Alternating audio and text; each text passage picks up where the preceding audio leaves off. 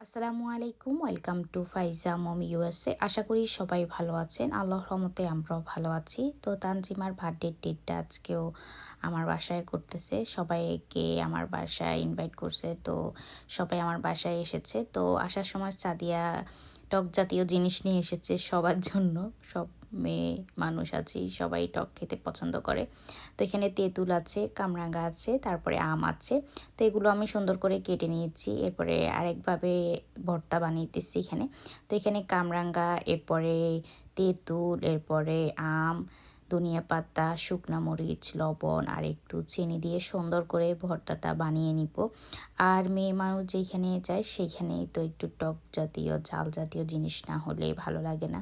তো এদিকে আমি সুন্দর করে এগুলোকে কেটে সুন্দর করে ভর্তা বানিয়ে নিয়েছি। আর একদিকে পিস করে রেখেছি। একই রকম জিনিস দুইভাবে করার চেষ্টা করছি। আর এদিকে সব রকমের খাবার টেবিলের মধ্যে চলে এসেছে। তো এখানের মধ্যে আফগানি খাবার আছে। তো আমরা সব সময় চাইনিজ খাবার, বাঙালি ফুড এগুলো তো সব সময় খাওয়া হয়। তো আজকে ভিন্ন রকমের খাবার খাই। তো সবারই কথা হয়েছে যে আজকে আফগানি খাবার খাবো। তো এদিকে রায়তাটা আমি ওপেন করে নিয়েছি, খাবারগুলো সবগুলো ঢাকনা ওপেন করে নিয়েছি। আর এখানে আমার বুটের হালুয়াটাও আছে।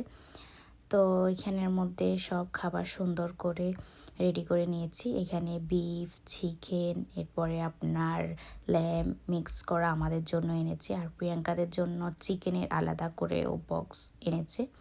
তো ওরা মিট খেতে পারবে না, সেজন্য ওদের জন্য চিকেনের আলাদা করে বক্স নিয়ে এসেছে।